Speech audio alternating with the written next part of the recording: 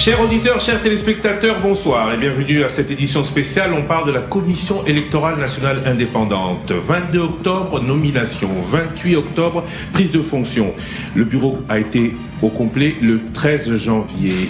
À sa tête, le président s'appelle Denis Kadima.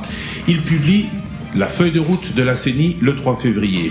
Mais, question, la CENI sera-t-elle en mesure d'organiser les élections dans les délais constitutionnels? Son président, ici présent, sera-t-il capable d'être indépendant des contingences politiques? Pour interroger notre invité du jour, Israël Moutala de 7sur7.cd, Thierry Kambundi de Top Congo FM, Françoise Bouela de la RTNC, Élisée Odia Top Congo FM, ainsi que Christian Bossembe de Buzz Télévision. Merci à vous. Bonjour, Monsieur le Président. Bonjour. Félicitations parce que c'est votre première intervention, c'est votre première sortie. Merci. De EISA, organisation internationale d'organisation, de couverture, d'observation des élections. Vous êtes aujourd'hui à la tête de la Commission électorale nationale indépendante. C'est dire que vous êtes un expert en la matière, c'est dire que vous avez l'habitude de ce genre d'organisation. 3 mois après, parce que ça fait déjà 3 mois que vous êtes là, on ne vous a pas beaucoup entendu. Est-ce que vous pouvez nous brosser un premier bilan, votre vision aujourd'hui, la manière à laquelle on pourra dire de la CENI que Denis Kadima y a marqué son empreinte? Bon, merci beaucoup Christian, merci à vous tous pour ce rendez-vous. Effectivement, je n'ai pas voulu commencer par parler avant qu'on ne fasse rien au niveau de la CENI. Évidemment, vous comprenez, c'est une structure assez complexe. Nous avons pris le temps de nous imprégner des réalités de cette institution. Et il y a eu beaucoup de consultations parce que, comme vous le savez, quand on veut organiser les élections, on doit toujours utiliser comme point de départ l'élection précédente. Conscient de tout ce qu'il y a eu comme progrès et régression et tout, nous devions un peu faire le point entre nous au niveau de la CENI et essayer d'améliorer les choses. C'est ainsi que nous sommes en train de mettre en place des nouvelles choses pour bâtir sur ce qui a été fait jusque-là. Évidemment, c'est pas tout le monde qui vient avec un background électoral, mais il fallait une imprégnation pour que les nouveaux membres, tous, non seulement comprennent le domaine électoral de façon beaucoup plus spécifique, mais aussi qu'ils s'imprègnent un peu de la réalité de cette institution, qui est, comme je l'ai dit, assez complexe, de par sa structure telle qu'envisagée dans la loi. Qu'est-ce que nous avons fait? Nous avons, évidemment, je ne vais pas mettre ça en ordre chronologique, vous avez parlé de la feuille de route. C'est un travail assez important parce qu'au moins pour une fois, nous-mêmes de la Commission ainsi que les parties prenantes et les autres parties intéressées, nous avons une idée de ce que la CENI compte faire entre ce moment, disons, de 2021 à 2027. Ça, c'est déjà quelque chose. À part ça, nous sommes au sein même de la structure en train de changer un certain nombre de choses par rapport à la façon de travailler. Vous savez, la CENI est connue parfois pour de mauvaises raisons, si je peux appeler ça comme ça. Nous avons mis en place, par exemple, une cellule de passation des marchés. Parce que nous pensons que l'État ne doit pas être perdant en matière de passation des marchés. La cellule est maintenant en place. Donc, de ce côté-là, on va essayer de faire les choses comme il faut. Évidemment, nous avons parlé aussi des contraintes. On pourra peut-être revenir à ça. Mais Absolument. En ce qui concerne la CENI, nous sommes vraiment déterminés à faire le travail qui nous a été confié. Et nous sommes en train de poser les jalons. Vous verrez qu'il y a beaucoup de réunions, de séminaires, des ateliers. Ça peut donner l'impression que nous sommes tout le temps en train de parloter. Mais en réalité, c'est que nous sommes un groupe hétérogène. Nous essayons de comprendre les choses de la même façon et d'aller dans le même sens. C'est un peu ça et ça prend du temps. Merci beaucoup, Monsieur le Président. Alors, je ne suis pas seul pour mener cette édition spéciale. De quel sujet allons-nous parler? De la préparation du scrutin, comment vous allez vous y prendre, de l'état de siège, vous avez parlé des contraintes, de la réforme électorale, parce que l'habitude en République démocratique du Congo, c'est qu'à chaque cycle, une nouvelle loi, du renforcement des mécanismes de contrôle et de transparence et de l'assistance technique ou appui financier des pays qui assistent souvent, sauf lors de la dernière élection, la République démocratique du Congo. Alors, on commence le bal avec Israël Moutala de 7sur7.cd. Monsieur le Président, avant que nous évoquions les questions d'ordre, les contraintes que vous avez évoquées, mais à votre propre niveau, qu'est-ce que vous avez pu améliorer par rapport au règlement de la CENI pour justement améliorer le processus électoral? Parce qu'il y a de marges de manœuvre que vous avez en tant que pouvoir réglementaire, vos process. Qu'est-ce que vous avez pu jusque-là améliorer pour espérer un scrutin transparent? Bon, comprenez qu'après 3 mois, on ne peut pas déjà faire un bilan, à moins qu'on utilise l'approche de 100 jours. Mais dans le domaine électoral, c'est pas comme ça que ça se passe. Je pense qu'il faut d'abord en interne mettre en place des mécanismes de collaboration et voir un peu ce qui marche au sein de la structure et ce qui ne marche pas. Il fallait recruter les gens. Il fallait,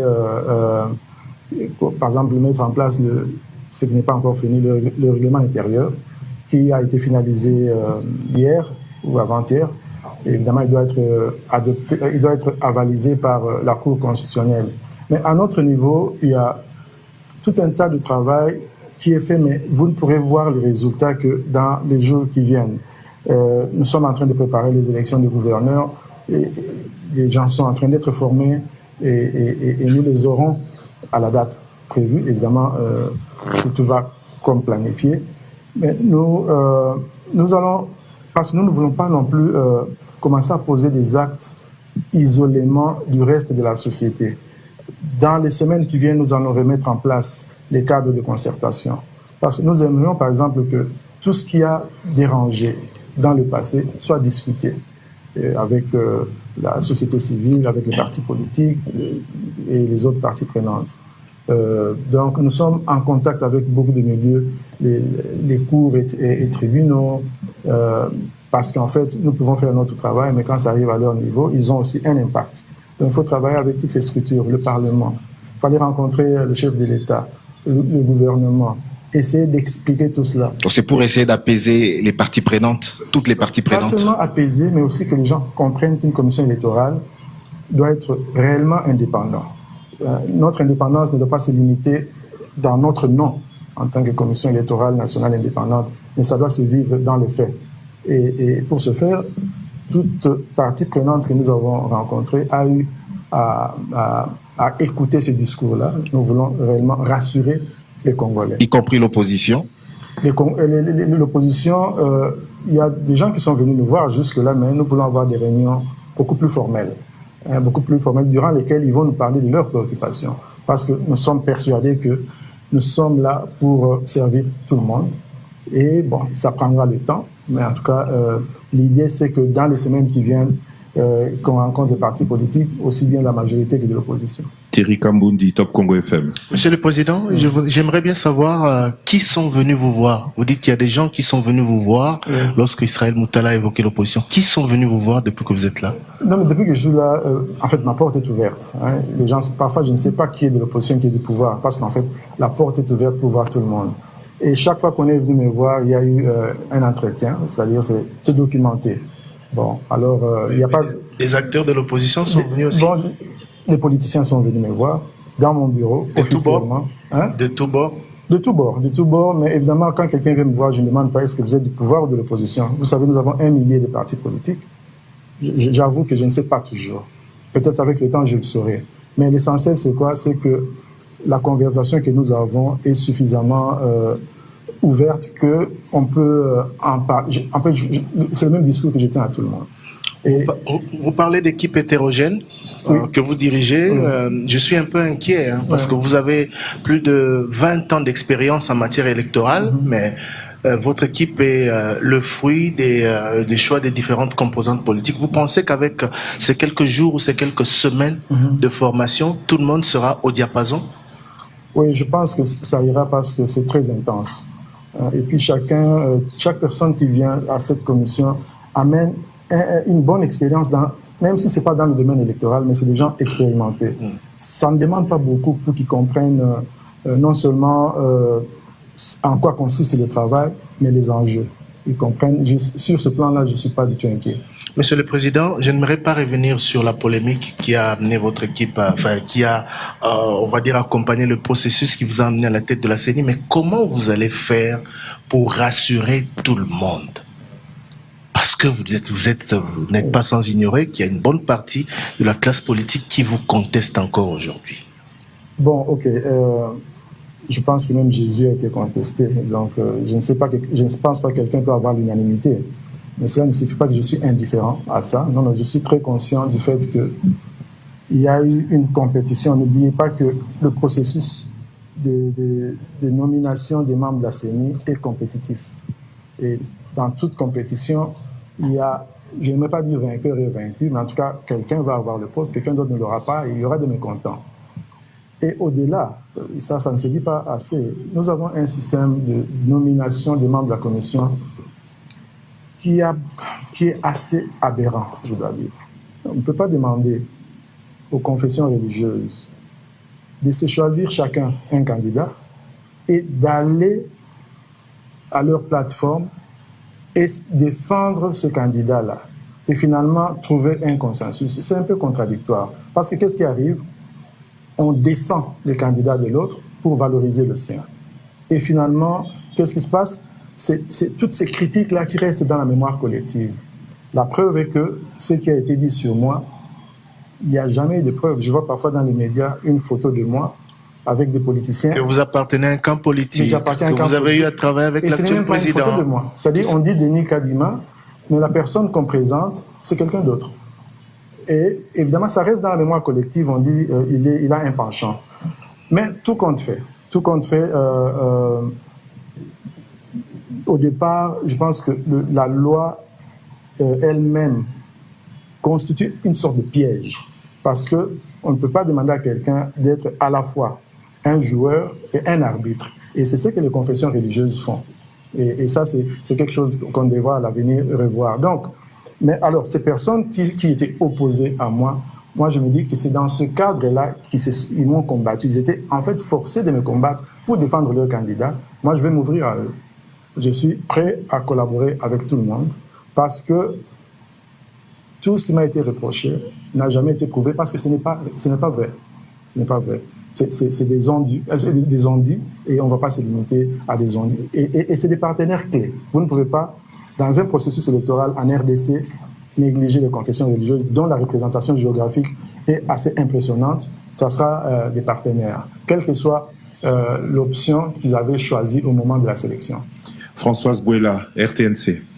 Monsieur le Président, vous parlez de la transparence de la CENI. Je crois qu'il y a aussi un élément important qui est la confiance. Est-ce qu'avec toutes les tentatives de créer le cadre de concertation, ça cache quelque chose? Est-ce que vous souffrez de quelque chose? Je ne souffre de rien. Les cadres de concertation ne seront pas créés. Ils seront redynamisés parce qu'ils ont toujours existé. Mais ce que nous voulons faire, c'est que, parce qu'on a entendu beaucoup de critiques par rapport au cadre de concertation, les gens disent que en fait, ce n'est pas la concertation qui se fait, mais c'est plutôt l'information. Ils aimeraient vraiment apporter des solutions et être écoutés. Ce que je veux faire dans un premier temps, c'est d'organiser une séance préliminaire durant laquelle on va essayer de tirer des leçons de la façon dont ces cadres de concertation ont marché, comment ils ont fonctionné. Une fois que cela est fait et nous comprenons ce que les parties prenantes veulent, nous allons alors aller vite en besogne, c'est-à-dire discuter des questions essentielles. Et l'ordre du jour, par rapport à nos discussions, sera aussi négocié. Donc, c'est normal et c'est incontournable, c'est inévitable que dans un processus électoral, qu'on rencontre les parties prenantes à travers des plateformes telles que le cadre de concertation. Donc, ce n'est pas... ça ne devrait pas dénoter d'un certain malaise, mais c'est plutôt ce qu'il faut faire parce que ce sont les parties prenantes. La commission électorale ne peut pas gérer les élections et diriger tout le processus sans consulter des groupes qui comptent. Voilà, mais pour ne pas les citer, la composition de votre équipe a eu à diviser, notamment les confessions religieuses. Quand vous tenez à ce cadre de concertation, ça voudrait dire vous tendez la main à ceux qui ne vous portent pas et l'ont dit clairement. Et c'est naturel. Je ne peux pas collaborer qu'avec ceux qui m'ont appuyé. Je veux avoir tout le monde avec moi. Est-ce que vous êtes le même Denis Kadima, aujourd'hui président, et celui qui parlait des questions électorales du Congo peu avant? En tout cas, je n'ai pas encore changé. Je demeure le même. Peut-être que je changerai, mais pour le moment, je suis le même. Ça ne vous a pas enseigné ce que vous regardez de l'extérieur maintenant que vous êtes aux commandes? On apprend tous les jours. On apprend tous les jours. J'observe, j'écoute, je rencontre des gens. Et il n'y a pas que moi qui ai changé. Il y a aussi ceux qui me rejoignent, qui se rendent compte qu'il y a eu quand même une certaine précipitation dans le jugement qui a été porté sur ma personne. Beaucoup de gens me rejoignent, je ne le dis pas avec orgueil, mais je dis, c'est que quelque part, j'ai convaincu. Élisée Odia, Top Congo FM. Vous avez tout à l'heure parlé du fait que vous vous basez sur ce qui était passé lors des précédents scrutins pour essayer de mieux faire. Comment vous comptez vous y prendre? Comment Denis Kadima compte nous donner les meilleures élections? D'abord, pour donner les meilleures élections au pays, évidemment, comme je l'ai dit, la tâche est collective. Mais ce que nous devons faire, c'est d'abord tirer les leçons du passé. On ne peut pas faire la même chose et penser obtenir un meilleur résultat. Il faut d'abord qu'on se réfère à tout ce qui a été porté comme critique contre les processus passés, depuis 2006, 2011 et 2018. Il faut être aussi en mesure d'identifier ce qui a été bien fait pour renforcer cela. Évidemment, j'ai parlé des consultations. Il faut parler aussi des bonnes pratiques électorales. Vous savez, dans le domaine électoral, ce n'est pas tout le temps qu'on invente la roue. Il y a des choses qui sont connues. Quand vous êtes dans le domaine électoral, il y a des choses qu'on doit nécessairement faire. Par exemple, j'ai parlé de consultations. Dans le domaine, par rapport au cadre juridique, par rapport au cadre opérationnel, toutes ces choses-là, là où les rapports des observateurs, là où on nous a dit que ça a été négatif, nous devons prendre conscience de cela et travailler en fonction de ça. Évidemment, nous avons aussi des idées qui sont encore en train d'être discutées pour innover, parce qu'il faut toujours innover. Donc, partout où il y a eu des faiblesses, nous n'allons épargner aucun effort pour tâcher d'améliorer les choses. Donc, nous serons très réceptifs, et nous le sommes déjà, mais nous allons le faire davantage parce que le moment n'était pas encore venu. Mais à partir de ce moment où je me mets devant vous, c'est parce que je suis maintenant prêt avec mon équipe, pas moi seul, avec mon équipe, de venir vers les parties prenantes et avoir des échanges, mais des échanges qui auront un effet. Denis Kadima, vous avez parlé également des contraintes au tout début de cette émission. Il y a l'enrôlement d'un côté, le recensement de l'autre. Vous avez soulevé l'enrôlement ou la mutualisation comme étant l'une des contraintes. Qu'est-ce que vous pensez de là? Parce que c'est l'une des options soulevées par l'actuel gouvernement. Il veut qu'il y ait une mutualisation de l'enrôlement et du recensement. C'est possible, à votre avis? Écoutez, quand ce processus a commencé, c'était bien avant que nous ne venions. C'est-à-dire, mon équipe n'était pas encore en place. Mais la dernière réunion qu'ils ont eue à ce propos, du moins la réunion technique, c'était au mois d'août de l'année passée. Il y a eu beaucoup de retard. Mais le principe lui-même de la mutualisation est un bon principe dans ce sens qu'il va permettre au pays, s'il aboutit, il va permettre au pays d'avoir, d'une part, un registre général de la population, et chaque citoyen aura sa carte d'identité, et d'autre part, nous aurons aussi un registre des électeurs, ainsi que les cartes d'électeurs. Donc, en principe, ça devait être bien.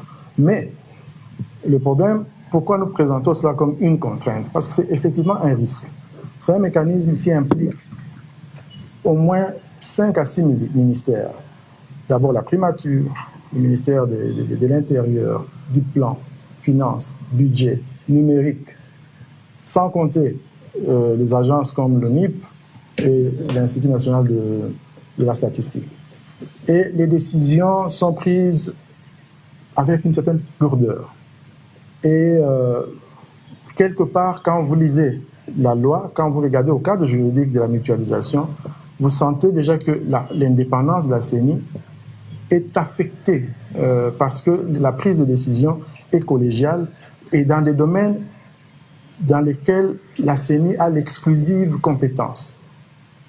Et sans compter même cette lourdeur, même dans la recherche du partenaire technique et tout ça, je dois dire que c'est un mécanisme bien que idéal, mais la façon dont ça se fait et le retard que nous avons accumulé et même le cadre juridique de ce mécanisme qui laisse beaucoup à désirer parce que affectant l'indépendance de la CENI pose problème.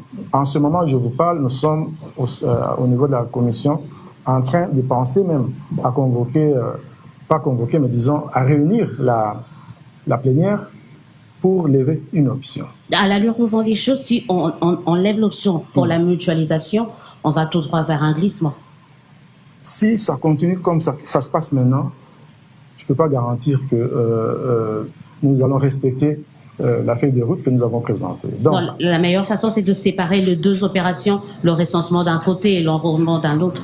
On peut séparer, mais il y a moyen de faire en sorte que ce que nous allons obtenir du recensement de la population soit utilisable dans le cadre du recensement de la population.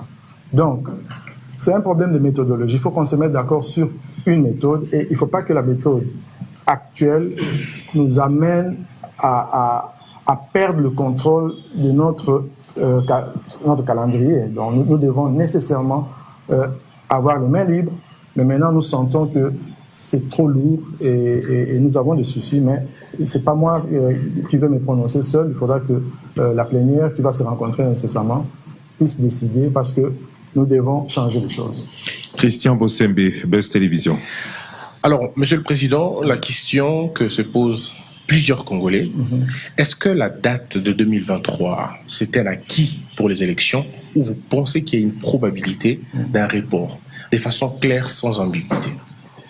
Oui, je pense quelque chose que peut-être je n'ai pas bien expliqué lors de la présentation de la feuille de route, c'est que quand j'ai présenté les contraintes, elles ont été comprises comme des obstacles insurmontables. Ce n'était pas dans ce sens-là que l'équipe les a présentées. C'est en fait, par honnêteté intellectuelle, nous avons simplement reconnu qu'il y avait des risques. Appelons-les risques. Bon, on ne peut pas faire ce genre de projet sans faire une analyse des risques. C'est des risques réels qu'on ne peut pas nier. Mais quand il y a des risques, il faut toujours réfléchir aux stratégies de mitigation. Et je pense que c'est dans cette logique-là que nous sommes. Mais tout en disant à la population qu'il y a que nous sommes nombreux à cette tâche et chacun doit jouer sa partition. Mais sur une échelle de 1 à 10, vous pensez qu'on peut avoir les élections en 2023 à quelle hauteur? Non, moi en fait, ne pas avoir les élections en 2023, pour nous, ce n'est pas une option. Donc, on aura les élections en 2023. Mais que chacun fasse sa part et nous allons continuer à en parler pour que les gens prennent conscience. Okay. Donc, comprenez une chose, le report des élections, ou ce qu'on appelle dans notre pays le glissement, ce n'est pas une option qui est sur notre table. Ça ne fait même pas partie de notre vocabulaire. Tout à l'heure, vous avez parlé des contraintes. Je voudrais savoir, la fois passée, les processus passés, les vœux, je veux dire les non-lettrés, les aveugles, les handicapés, les personnes qui avaient des difficultés, soit de voir ou de lire, ont été roulés au bureau. En arrivant au bureau, ils votaient d'autres personnes. Qu'est-ce que vous avez prévu pour ces personnes-là, les vulnérables et tout le reste, et même les personnes qui vivent très loin de bureaux? Comment vous allez régler ce problème? La loi traite de cette question-là. Quand quelqu'un ne peut pas, un aveugle qui vient voter, la loi prévoit le mécanisme d'assistance à cette personne. Bien sûr, sur le plan opérationnel, on peut améliorer pourvu que le temps nous le permette. Il y a des mécanismes pour améliorer sur le plan technique. Mais au départ, nous sommes régis par la loi. Alors la question électorale n'est pas qu'une question nationale, c'est aussi une question internationale. Il y a d'autres, comme vous, qui étaient avant vous, ont été sanctionnés par la communauté internationale. Qu'est-ce que vous allez faire pour ne pas tomber dans ces choses-là? Mais aussi la question de la machine à voter. Est-ce que vous l'avez élaguée ou on va rediscuter la question de la machine à voter? Bon, les raisons pour lesquelles la communauté internationale a sanctionné certains membres, ne sont pas très bien connus de moi-même, mais je pense que si nous faisons notre travail dans la transparence, si nous faisons notre travail en préservant l'intégrité électorale, il n'y aura pas de problème. Je pense que ce qui est arrivé, c'était vraiment une exception, mais je ne pense pas que nous allons tomber dans ce type de piège, parce que notre intention, c'est de faire les choses le mieux possible. On est toujours dans le volet préparation du scrutin. Il y a une feuille de route. Elle n'est pas contraignante. À quand le calendrier électoral? Le calendrier sortira. En fait, déjà avec la feuille de route, vous avez l'essentiel. Parce que la feuille de route, en ce qui concerne les élections nationales, provinciales et même locales, ne va pas au-delà de 2023. Donc ça devrait rassurer. Oui, mais il n'y a aucune contrainte sur la feuille de route. On a évoqué notamment la mutualisation, identification, enrôlement, tout ça. Sans solution à tout cela, impossible de penser à l'élaboration d'un calendrier électoral. Alors, cette question de à quand le calendrier électoral sous-entend à quand tous ces problèmes réglés pour que l'on puisse enfin savoir de manière définitive, puisque le calendrier électoral est contraignant, quand nous irons réellement voter. Si nous vous donnions un calendrier électoral aujourd'hui, là, il faudra comprendre que nous sommes en train de vous tromper. On ne peut pas vous donner avec précision les dates, parce que ça, c'est que le calendrier comporte. La différence entre les deux, c'est que, la grande différence entre les deux, c'est que dans une feuille de route, vous avez des périodes. Mais dans un calendrier, vous avez des dates précises. Je ne peux pas vous dire aujourd'hui que les élections auront lieu le 31 décembre. Mais quand pourriez-vous nous dire? Aussitôt qu'on aura fini la grande opération d'inscription des électeurs, par exemple, ou quand on aura fait l'essentiel à ce niveau-là, ça va nous donner une bonne visibilité parce que, d'une part, nous saurons comment nous cheminons sur le plan technique, et d'autre part, nous saurons comment, par exemple, le gouvernement débourse les fonds. Parce que pour le moment, l'argent arrive à compte-gouttes. On va y arriver sur ce problème d'argent. 680 jours, il reste jusqu'aux élections. Calendrier électoral avant juin, après juin. Ça sera... ne vous inquiétez pas beaucoup. Le calendrier, retenez une chose, le calendrier électoral n'est que la précision qu'on donne, la précision des dates qu'on donne à une feuille de route. La précision nécessaire pour nous, qui, en tout cas pour certains qui craignent. Calendrier électoral que vous ne pourrez aussi donner que lorsque vous serez sûr des fonds qui seront mis à votre disposition. Vous avez récemment, lors de la présentation, je crois, du bureau, parlé de contraintes financières. À la date d'aujourd'hui, est-ce que vous pouvez nous dire de manière claire ce que vous avez déjà, ce que vous pouvez faire déjà, ce que vous attendez, ce qu'on vous a promis? Je pense que vous étiez hier avec le Premier ministre. Quelles sont les promesses qui vous ont été faites à ce sujet? Ok, le Premier ministre, nous l'avons vu dans le cadre de la mutualisation, dont on n'a pas parlé de financement, mais il y a eu beaucoup de rencontres avec les ministères concernés en matière de financement. Je dois avouer qu'en ce moment, on n'a pas une clarté sans équivoque quant au mécanisme et au timing du financement. Par exemple, nous nous demandons qu'au moins on ait des transferts trimestriels, mais au moment où je vous parle, sur le plan des opérations, nous n'avons pas encore reçu un seul centime. On nous a parlé d'un transfert qui a été effectué hier, mais on nous l'a dit depuis un certain nombre de mois. Donc, ce que je veux dire, c'est que il n'y a pas vraiment de prédictabilité. Donc, nous sommes, et ça ne peut pas nous permettre d'arrêter un calendrier parce que on va faire on va spéculer. On ne veut pas faire de la spéculation. Mais tout compte fait, nous espérons, parce que nous avons parlé aux différentes autorités, qui vont comprendre les enjeux qu'il y a, parce que c'est une élection, ce n'est pas à traiter comme si c'était un projet, je ne sais pas, dans un domaine beaucoup plus prédictible, par exemple l'agriculture. Non, ici, il s'agit des élections. Il faut qu'on ait l'argent à temps. Et c'est un projet qui ne se fait pas tout le temps. C'est une fois tous les 5 ans. Donc, nous comptons sur disons la responsabilité du gouvernement. La bonne foi. Oui, parce qu'il y a un autre facteur. Souvent, quand on ne reçoit pas l'argent, c'est parce que on se dit qu'il y a d'autres urgences. Mais si nous recevons l'argent en retard, cela va faire escalader le coût. Parce qu'il y aura c'est-à-dire qu'il faudra augmenter le nombre de gens, le nombre de matériel, et finalement, on risque de payer plus que ce qui était prévu. Comme au cycle précédent. Voilà. Ça, c'est la contrainte financière. On y reviendra peut-être plus tard, mais parlons des contraintes sécuritaires, notamment l'état de siège. Israël Moutala, 7sur7.cd. Parmi les contraintes, il y a aussi cette question de la sécurité. Nous sommes dans un contexte d'état de siège dans 2 provinces. Est-ce que vous pouvez vous y déployer pour faire vos opérations électorales ou pas?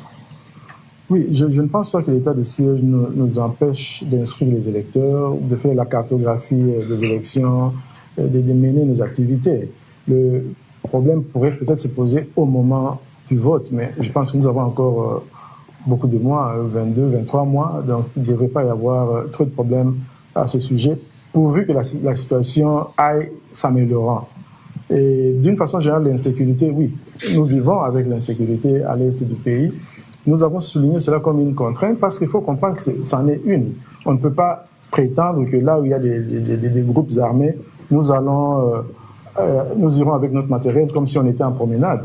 On devrait être prudent, on devrait avoir des forces de sécurité avec nous. C'est une contrainte que nous n'aurons pas, par exemple, à l'ouest du pays. Donc, quand nous l'avons souligné, c'est pas pour qu'on... Une fois de plus, qu'on pense que nous sommes en train de dire qu'à cause de cela, on n'aura pas de... Sans préjuger de la loi, donc vous serez en mesure aussi dans ces zones-là d'afficher les résultats bureau par bureau. Nous allons le faire, mais comprenez que quand il y a insécurité, il faut d'autres moyens. Il faut davantage sécuriser le processus électoral et ça relève des autorités. Non, je parle de l'affichage des résultats bureau par bureau. Oui. Est-ce que vous serez en mesure cette fois-ci de donner aux Congolais les résultats bureau par bureau, parce que c'était un point sur lequel qui a fâché beaucoup des parties prenantes lors des élections passées? Non, absolument. Absolument. Les élections, nous devons nécessairement, il y va de la traçabilité même des résultats. Nous allons présenter les résultats bureau de vote par bureau de vote. Sur cette question aussi, parce que vous n'avez pas répondu, toujours dans cette question des élections, est-ce que la machine à voter sera-t-elle maintenue ou pas dans ce format? Parce que vous avez fait un audit du matériel. D'abord, l'audit a donné quoi? Est-ce que vous allez maintenir la machine à voter? Oui, l'audit, disons ce que nous appelons l'état des lieux, un état de lieu logistique, n'a pas encore eu lieu parce que nous n'avons pas de financement pour le faire, parce qu'il faut le faire à travers tout le pays. Mais c'est parmi les opérations que nous allons faire en premier lieu. Alors, en ce qui concerne la machine à voter est reconnue dans la loi actuelle, c'est-à-dire le vote électronique est reconnu. Maintenant, est-ce qu'on va maintenir l'usage de cette machine ou non? Ça, maintenant, ça relève on n'a pas de réforme électorale, donc il y aura des discussions. Si le Parlement décide qu'on utilise, qu'on change la loi par rapport au vote électronique, nous allons nous y soumettre. Mais sinon, dans nos préparations, nous faisons des préparations en tenant compte du cadre juridique actuel. Donc nous n'avons rien changé à notre niveau. Et si quelque chose change, c'est-à-dire si une réforme intervient, nous allons aussi devoir adapter nos plans et notre calendrier. Justement, c'est pour ça qu'on a dit que la feuille de route est Vous avez besoin flexible. de cette loi à la session de mars. Dépasser la session de mars, il y aura des implications sur le calendrier électoral. Donc la balle est dans le camp du Parlement. Mais vous, en tant que conseiller du gouvernement, vous préférez qu'on garde la loi électorale à l'état actuel, ou il y a des choses qu'il faut nécessairement modifier, s'il y en a lesquelles? La CENI est conseillère. La CENI est conseillère du gouvernement, mais nous ne sommes pas les initiateurs des changements des lois. Les lois sont portées soit par un député, et on appelle ça proposition de loi, et si c'est un membre du gouvernement, c'est un projet de loi. Et nous pouvons commenter sur ce qui est à la table des autorités. Mais nous-mêmes, de notre propre chef, nous ne pouvons conseiller que quand nous sommes consultés ou quand nous pensons qu'il y a quelque chose qui peut améliorer le processus. Mais nous n'avons pas l'initiative des réformes. Réforme électorale, nous y sommes. Vous avez dit que l'état de siège ne devrait pas, sauf dans les zones de guerre, être une contrainte sécuritaire réelle pour l'organisation des élections. Alors justement, parlons de cette réforme électorale.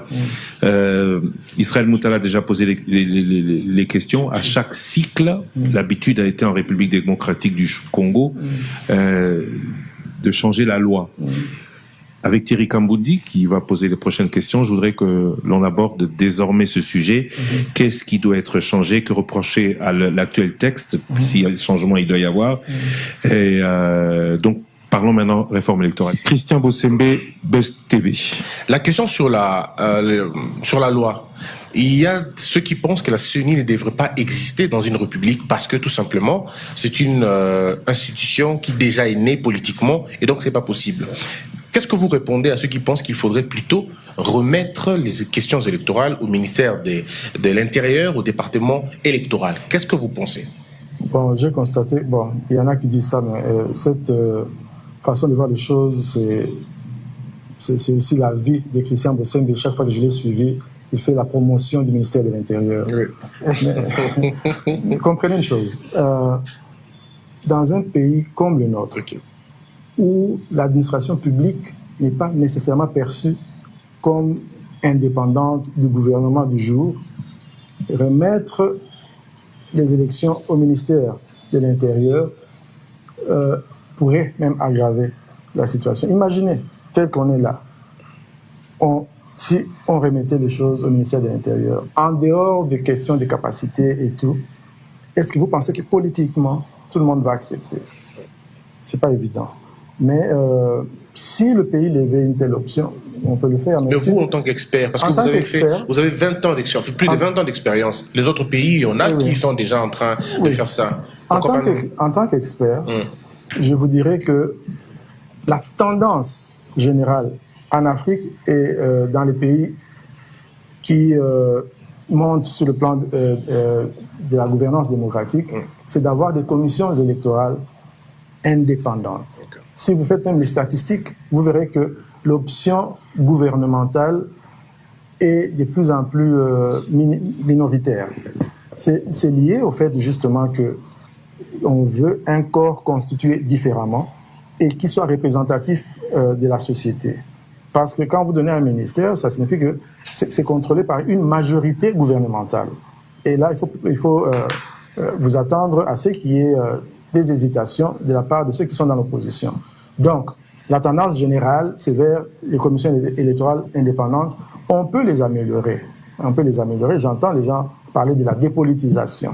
Par exemple, dans les commissions électorales indépendantes à travers l'Afrique, les commissions électorales qui comportent des politiciens sont minoritaires.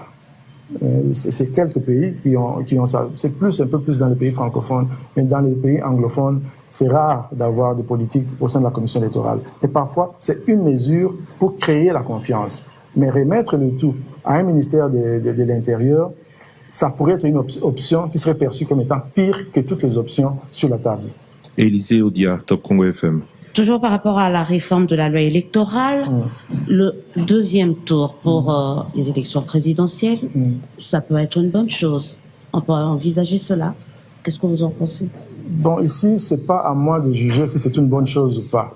Ça, c'est à vous, les électeurs, les médias, à prendre position. Nous, on prendra ce qu'on nous donne dans la loi. Par rapport à l'organisation et le timing, si aujourd'hui on lève l'option dans la prochaine loi électorale de revenir sur un second tour pour les présidentielles, est-ce que ça vous posera un problème? Bon, dans la mesure où nous avons fixé les élections pour une période qui comporte le mois de décembre 2023, ça c'est le seul tour. Si on ajoute un deuxième tour, évidemment, nous allons légèrement basculer. Donc, ceux qui préparent déjà la prochaine loi doivent écarter cette hypothèse, sinon c'est consacrer un glissement, un report. Pas nécessairement, tout peut se négocier. Parce que dans un pays, on ne change pas seulement les lois de façon unilatérale. Si la classe politique, évidemment, avec la contribution de la société civile, pense qu'il nous faut impérativement un deuxième tour, ça sera à eux de discuter. Donc, vous serez en mesure d'organiser les élections, même en cas d'un deuxième tour? En 2023? En 2023, dans le délai, même en cas de deuxième tour? Non, je pense que ça va mettre une forte pression sur nous parce que ça signifie que nous devrons tout avancer. Sachez qu'il y a des aspects pour lesquels nous sommes déjà en retard. l'inscription des électeurs, si vous regardez notre calendrier électoral, vous allez voir que nous avons commencé aussitôt à arriver, en octobre. Et ça va aller jusqu'en juin 2023. Nous sommes déjà en retard, nous devons accélérer les choses. Et si on ajoute une activité si c'était une activité à effectuer, à mettre en place durant les 2 ans qui viennent, oui. Mais si ça déborde, naturellement, tout déborde. Françoise Brula, RTNC. Denis Kadima, je parle à l'expert en matière électorale. Christian l'a dit, vous avez trouvé, il y a une loi électorale. Vous, en tant qu'expert, qu'est-ce que vous reprochez à cette loi? Vous êtes conseiller du gouvernement. Qu'est-ce qui cette loi, la loi actuelle, a contribué à quoi, notamment à ce que nous avons vécu aujourd'hui? Bon, j'ai commenté plutôt par rapport à la loi organique sur le portant fonctionnement de la CENI. Je n'aimerais pas parler ici en tant qu'expert et donner mes avis personnels sur ce que je pense être bon ou pas. Parce que maintenant, je suis président de la CENI. Mais ça peut donner de la lumière à ceux qui se cherchent. Mais là, je vais faire ça dans un cadre technique. Je ne veux pas le faire sur un plateau de la radio ou de la télévision. Donc, vous n'êtes pas responsable vous ne prendrez que ce qu'on vous donnera, et si ça marche pas, la faute, c'est pas... Je donnerai des conseils sur l'ensemble, mais quand on veut donner conseil à quelqu'un, on ne le fait pas en public. Vous ne le faites pas en public, mais vous savez que ça contribuait à discréditer quelque part. C'est pour ça que... Donc vous pouvez être libre de le dire aujourd'hui parce qu'on tire les leçons. Non, en fait, tout est sur la place publique. Lisez, il y a même, je vais à la fin de l'émission vous envoyer même par email ou par WhatsApp une étude que j'ai faite pour le compte du PNUD sur ce qui doit changer. Je l'ai faite quand j'étais à EISA. C'est une très bonne étude et là vous saurez ce que j'en pense. Et vous réservez aujourd'hui de le dire? Aujourd'hui, je ne veux pas vous dire qu'on doit changer A, B, C, D, ça, parce que ça serait un peu arrogant de ma part. Je pense que ça, c'est la responsabilité des élus et des membres du gouvernement. Vous me rejoignez quand j'ai dit que je ne reconnais plus Kadima Le Poignant au début. Aujourd'hui, vous êtes assagi? La fonction vous a changé? J'ai jamais été poignant comme Françoise. J'ai donné des idées. Mais vous refusez que la République bénéficie de votre expertise aujourd'hui, Président? Je vous renvoie à l'étude que j'ai faite, vous verrez, vous allez bénéficier de ça. C'est écrit, hein, c'est écrit parce que souvent nous parlons, mais il y a un écrit, évidemment, je n'ai pas fait seul, on était à 3. Moi-même, professeur Essambo et M. Mathieu. Mais justement, vous serez libre de le dire parce que là, moi, personnellement, je vous sens réservé. Je me dis, mais il y a quelque chose. Je respecte seulement les autres institutions. Imaginez ceux qui sont au Parlement, s'ils m'entendent commencer à faire des propositions de loi, je pense qu'ils ne vont pas bien prendre la chose. Par contre, ils ont une commission PAJ, donc politique, administration, et je vais les rencontrer et on va discuter. Mais sur le plateau de la télévision, de la radio, je pense que ça serait quand même... ça serait indélicat de ma part. Monsieur Kadima, vous ne voulez donc pas être celui par qui, en ce qui concerne la loi, les choses pourraient ou non caler. Mais si l'option levée était contre vos propres convictions, est-ce que vous organiseriez quand même ces élections? Oui, si une réforme quelconque ne rencontre pas mes propres idées, je vais me soumettre parce que c'est ça mon travail. Je suis à la commission électorale pour organiser des élections, mais selon la Constitution et les lois du pays. Ce n'est pas selon mes préférences à moi. On n'a pas parlé de cette loi actuelle. La Constitution prévoit, ceux de la diaspora, vous en y étiez il n'y a pas longtemps, ne nous pardonnerez pas de ne pas évoquer la question. La Constitution et la loi électorale actuelle, toujours en vigueur donc, prévoit que la diaspora participe. Est-ce que dans votre entendement, dans cette feuille de route, cela a aussi été pris en compte? Oui, la feuille de route mentionne le vote des Congolais de l'étranger. Ça figure dessus. On parlait tout à l'heure des contraintes financières. Vous avez dit que vous n'avez pas reçu d'argent du tout. Alors, troisième sujet de cette émission, parlons des renforcements des mécanismes de contrôle et de transparence, parlons de budget. Et pour cela, je donne d'abord la parole à Israël Moutala, 7sur7.cd. Monsieur le Président,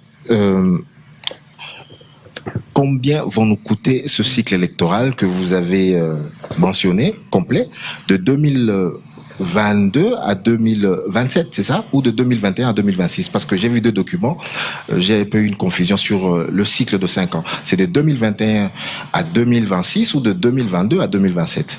Non, le budget ne va pas jusqu'en 2027 parce que notre feuille de route va de 2021 à 2027. C'est la durée de notre mandat qui est de 6 ans. Mais par rapport au scrutin, nous tenons compte de la période 2021, parce que ça a commencé déjà là, plus ou moins jusqu'à début 2024, parce qu'en 2024, on aura des élections indirectes et tout ça. Bon alors, comme il fallait parer au plus pressé, nous avons un budget jusque-là seulement pour 2022. Je pense que le reste sera négocié. Et même le budget dont je parle, on n'a pas encore formellement obtenu. Il est de combien d'ailleurs, celui de 2020? Il est de 600 millions. 600 millions. Oui, et il comporte les aspects de mutualisation avec les autres institutions. Donc si c'était que nous-mêmes, nous seuls, ça serait en dessous de 600 millions. Non, mais 600 millions, c'est l'option qui a été évoquée au gouvernement lors du dernier conseil de ministres pour le recensement et l'enrôlement. Mais cette opération coûte en moyenne 500 millions de dollars quand la CENI l'organise seule, c'est ça? Plus ou moins 500 quelque chose. Oui. On parle pas seulement de l'inscription, mais ça comporte aussi les gros achats pour la phase électorale. Ça signifie qu'en 2023, ça sera un budget beaucoup plus réduit. Et voilà. Donc le plus grand poste budgétaire, c'est l'enrôlement des électeurs, c'est le registre des électeurs. Ça dépendra aussi de l'état des lieux que nous allons mener. C'est pour ça que nous avons beaucoup insisté qu'on ait un état des lieux pour savoir s'il y a du matériel réutilisable ou s'il faut changer l'essentiel du matériel. Mais c'est une contrainte importante. Cet état des lieux aura lieu quand? Pour que nous ayons une idée effective sur le budget. Maintenant qu'on nous dit qu'un premier transfert a été effectué, c'est vraiment la priorité. En dehors des élections des gouverneurs et vice-gouverneurs, l'état des lieux, c'est la priorité des priorités. Ça veut dire que, mais quand on regarde les lignes budgétaires de 2022, il y avait d'abord, l'année passée, il y avait une ligne budgétaire de 100 millions que vous n'avez pas consommée, parce qu'il n'y a pas de budget. Cette année, il y a une ligne budgétaire de 350 millions de dollars, ce qui fait qu'au total, vous avez une ligne budgétaire parce que les 100 millions ont été reconduits, paraît-il, c'est que vous avez une ligne budgétaire de 450 millions de dollars. Donc, a priori, il ne doit pas y avoir de problème. Oui, on vous parle de lignes budgétaires que nous ne contrôlons pas. Parce que les montants que vous communiquez, là, 450 millions, en tout cas jusqu'à ce jour, je n'ai pas encore reçu un seul centime. Mais est-ce que l'autonomie financière de la CENI est-elle consacrée ou pas? Les procédures sont les mêmes ou pas? Parce que c'est là justement, est-ce que vous avez des dotations régulières comme les autres institutions ou pas? Est-ce que ça bloque au niveau du ministère du Budget, de Finances, ou est-ce que ça bloque pour que vous ayez pleinement votre autonomie financière? Je pense que le mécanisme actuel par rapport à la question du financement laisse à désirer, parce que beaucoup de choses dépendent de la volonté des uns et des autres. On a des réunions qui n'en finissent pas, et finalement, quand vous quittez une réunion, vous ne savez pas si une décision a été prise ou non. Donc, il y a lieu de réfléchir sur les mécanismes de prise de décision, comme ça on sait si on a obtenu quelque chose ou non. Donc, je dois dire que nous sommes assez embêtés par ça. Mais est-ce que vos interlocuteurs se rendent compte de la charge politique de votre mission, de savoir que vous pilotez un processus sensible et que par rapport à ça, justement, les décaissements doivent suivre? Parce que le moindre retard aura des répercussions peut-être graves sur le processus électoral, sur la stabilité du pays. Est-ce qu'ils se rendent compte de la gravité de leurs actes? On peut les juger que sur base des actes qu'ils posent. Si on recevait le fonds à un rythme beaucoup plus soutenu, on dirait qu'ils se rendent compte des enjeux. Mais en tout cas, pour le moment, ce n'est pas l'impression que nous avons, parce que les négociations traînent, et les résultats, c'est très peu. Thierry Kambundi, Top Congo FM. Monsieur le Président, de manière claire et directe, si aujourd'hui votre calendrier ou vos prévisions ne sont pas respectées et que les élections ne se tiennent pas dans le délai constitutionnel, la responsabilité revient au gouvernement de la République. Le gouvernement serait l'un des responsables majeurs d'un retard, parce que nous ne sommes pas un service générateur de revenus. Nous sommes une institution qui utilise une dotation gouvernementale pour mettre en place le projet des élections. L'un des responsables et l'autre, ce serait qui? Le gouvernement. Donc c'est le gouvernement qui est le principal responsable, comme je l'ai dit. Le gouvernement, en tout cas sur le plan financier, est responsable. Nous, notre responsabilité, c'est au niveau organisationnel, au niveau technique. Mais en ce qui concerne je ne peux pas dire les partenaires internationaux, c'est des gens qui peuvent venir à l'appui. Mais en ce qui concerne les ressources financières... Si le gouvernement ne respecte pas votre calendrier quant au décaissement des fonds, c'est lui qui est le responsable du retard éventuel. Absolument. Alors, parlons de la logistique. Je vous ai entendu évoquer des contraintes liées au déploiement du personnel, au déploiement du matériel. J'ai l'impression que c'est nous faire peur inutilement, parce que ça, c'est dans le cadre du travail normal de la CENI. Pourquoi vous devez le présenter comme contrainte? Mais Thierry, vous avez peur pour rien. Vous ne voulez pas que je vous dise un fait qui existe dans notre environnement, un pays à la dimension de la RDC, avec des routes parfois en délabrement, parfois inexistantes, problème de transport, problème de communication. Mais après 3 cycles électoraux, on ne peut plus présenter cela comme contrainte. Ça fait partie du travail de la CENI, Monsieur le Président. Ça fait toujours partie des contraintes, ça n'a pas changé. À moins que vous me disiez que maintenant, il y a une route qui part de Kinshasa jusqu'à Lubumbashi. Ce n'est pas ce que j'ai dit, mais avec la petite expérience qu'on a eue sur la base des 3 derniers cycles électoraux, on ne peut pas présenter cela comme un frein. Laissez-moi vous expliquer, pour que vous compreniez ce que nous voulons dire ici. Si nous recevons le financement avec un grand retard, si vous conjuguez cela à toutes les difficultés qu'on a en termes d'infrastructure, évidemment, ça sera un problème, parce que la logistique électorale est très complexe. Vous savez, il faut faire le plan logistique, il faut faire le packaging, tout ça, et envoyer au lieu où ça doit aller, et ne pas commettre des erreurs. Il faut avoir du carburant, il faut avoir... C'est tellement complexe que même dans une situation normale, on devrait en parler. Mais nous sommes dans une situation anormale, dans ce sens que il y a déjà un retard qui est accumulé, et puis anormal parce que les infrastructures du pays sont celles qu'elles sont. Cela n'empêche, nous allons redoubler des efforts, mais nous devons se reconnaître, même quand nous parlons de la sécurisation du processus électoral. Si on vous dit qu'à tel endroit, il y a des miliciens, ça vous pose un problème de logistique, vous devez peut-être contourner ce lieu-là. Donc il faut comprendre que c'est quelque chose qu'il faut nécessairement mentionner, sinon ça serait irresponsable de notre part. Monsieur Denis Kadima, le report des élections n'est pas une option pour votre équipe, c'est ce que vous venez d'affirmer. Tout à fait. Si, à l'approche de 2023, le gouvernement n'honore pas ses engagements, si à l'approche de 2023, vous n'avez toujours pas le nécessaire pour tenir ces élections dans le délai, que feriez-vous? À l'impossible, nul n'est tenu. Vous allez démissionner? Je ne veux pas faire des menaces, parce que je suis venu ici servir mon pays. S'il y a des difficultés réelles que le gouvernement présente et discute avec ceux qui doivent, peut-être avec ses partenaires internationaux, peut-être qu'ils vont contourner ou surmonter le problème. Mais en ce qui me concerne, moi, je ne suis pas dans cette logique-là. Je suis dans la logique d'expliquer les risques réels auxquels nous faisons face, et d'essayer collectivement de trouver des solutions. Oui, mais s'ils ne sont pas pris en compte, c'est votre crédibilité qui sera remise en jeu. Je ne peux pas avoir confiance au gouvernement de notre pays. Je pense que c'est des personnes responsables. Nous avons encore une vingtaine de... Vous venez de dire qu'ils traînent les pieds, Monsieur le Président. Ils traînent les pieds.